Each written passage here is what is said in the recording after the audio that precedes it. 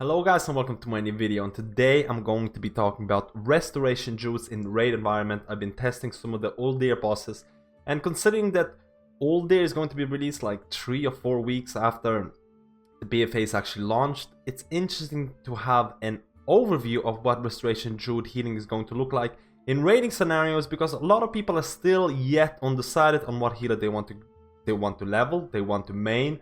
And therefore, I'm hoping to provide some kind of insights into what restoration druid healing is looking like, especially with some of the trades. Because there is one Azerite trade. There's one Azerite trade that is extremely strong. Even when I'm doing this video right now, this trade has been nerfed, but it's still considered to be really OP in raiding scenarios, which also affects your talent build and also kind of affects your gameplay. And it's up to you to decide whether it's for the better or worse, because I'm still yet undecided on this trade because it seems really weird. So first of all, like I mentioned, I did some raid testing. I did some heroic bosses. I did Taloc and G'huun. G'huun is the last boss. We got to, like, I don't know which phase we got to, but G'huun seemed pretty overtuned and he was doing a lot of damage. It was actually interesting. Taloc on the other hand was a relatively easy fight, moderate amount of healing, a lot of burst healing required every 30 or every minute or whatever. So he actually fit into the whole restoration druid cooldown healing. So first of all, the trait that I was talking about, autumn leaves. So the people who are not aware of this trait, they might be reading this, they're like, if rejuvenation is your only heal over time effect on the target, increases the healing of rejuvenation by a certain amount.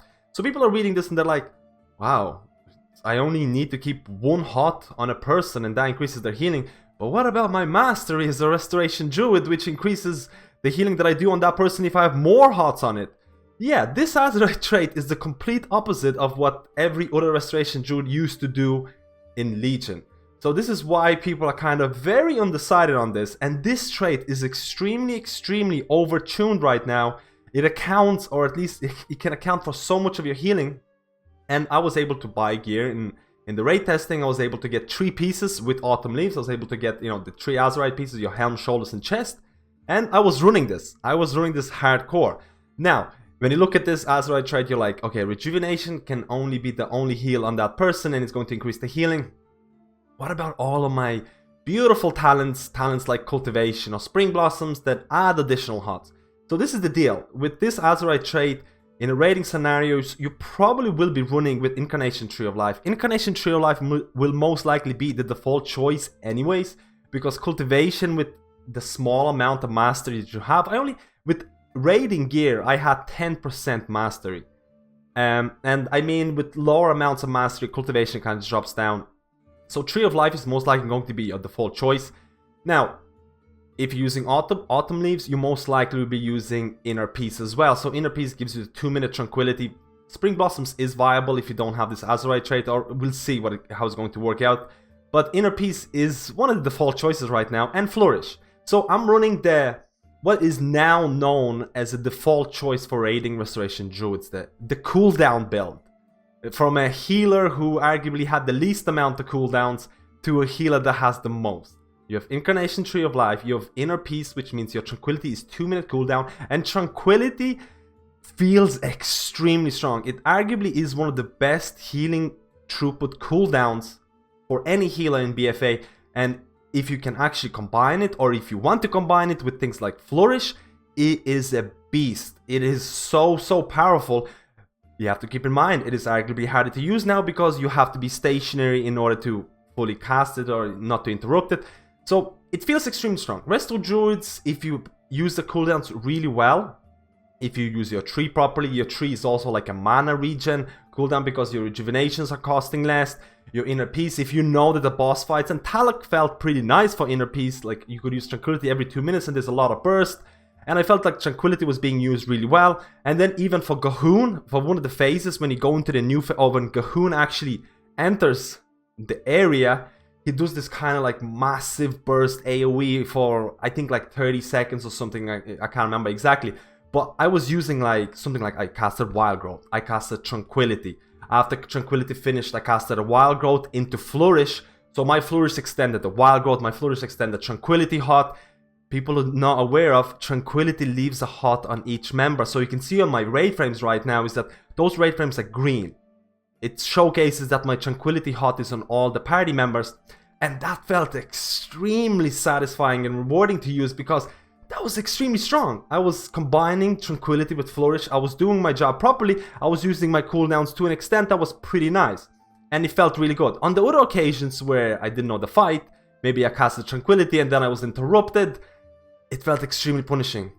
So that's one of the things that you should really look out for. Resto Druid in this raiding build is extremely strong. Or at least the cooldowns can feel extremely strong. Tranquility is really strong. But if you don't use them properly, if you get knocked, if you get interrupted or whatever, it's really, really punishing. It's really, really punishing. You also have to consider that Inner Peace is not going to be viable for every single boss out there. So prior research, as a Resto Druid who's looking to improve their healing and looking to do better in raiding scenarios, you will be definitely forced into looking at the damage patterns of the bosses and basically telling your raid leader, hey Mr. Raid Leader, I have Inner Peace, I have 2-minute Tranquility, I should probably get priority on using Tranquility first because I will get it back up later. Tranquility is so strong. So communication and research is definitely going to be required. So if you're a new Restoration Druid, I highly advise you to check out the boss fights and check out the damage patterns of each boss and kind of decide for yourself, is Inner Peace good for this boss fight? So another thing that I really wanted to talk about with this kind of talent build, with the cooldown build of a Restoration Druid, where you know when to use your Tranquility and things like that, let's say you know how to play. So now you have Autumn Leaves, and Autumn Leaves is really, really weird because, like I said, you want to kind of keep one rejuvenation on the people, and that rejuvenation is going to heal so much. But the fact is, every time you cast Wild Growth is going to hit 6 people, or it's going to apply a hot to 6 people. In this kind of raid, I think I had 15, like people were leaving at some point. Let's say I had 15 people in the group. Every time I was casting Wild Growth, there is a high chance that my Wild Growth is going to affect someone with the rejuvenation. Once the Wild Growth hot applies someone with rejuvenation, the Azerite trait Autumn Leaves stops working for that time. So all of a sudden you're being punished randomly by using Wild Growth. Now, if this raid was 20 people, there was probably less of a chance of my Wild Growth affecting, all the people who are taking damage. Maybe there'll be a couple of people who are taking constant damage and they have that rejuvenation on them, and my Autumn Leaves is doing its proper work, and Autumn Leaves can be really, really strong. But in a smaller raid, Autumn Leaves and the chance of Wild Growth hitting the targets with rejuvenation was increased, and I was being punished by this RNG kind of aspect, and it didn't feel great. It felt really weird. It also felt really weird that I'm placing rejuvenation on a tank, I'm placing Life Bloom, and I'm kind of wondering in my mind, maybe it's even better for me to just have rejuvenation on them and that's it. It just kind of feels weird playing with this Azerite trait.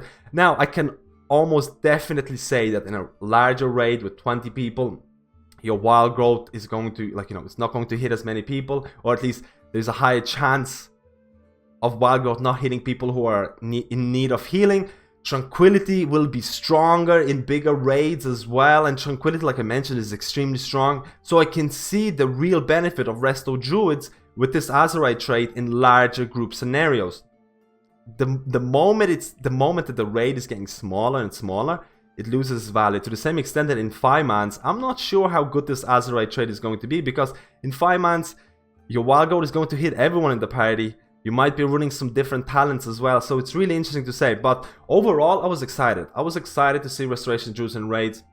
I didn't think I was going to like this cooldown oriented Resto Druid build, because it revolves so much around your Tranquility, so much around your Flourish, so much around your Tree of Life and things like that. It's all about using your cooldowns properly, and if you don't know when to use them, you're going to definitely lose out. So that's what I say to new Resto Druids who are coming in.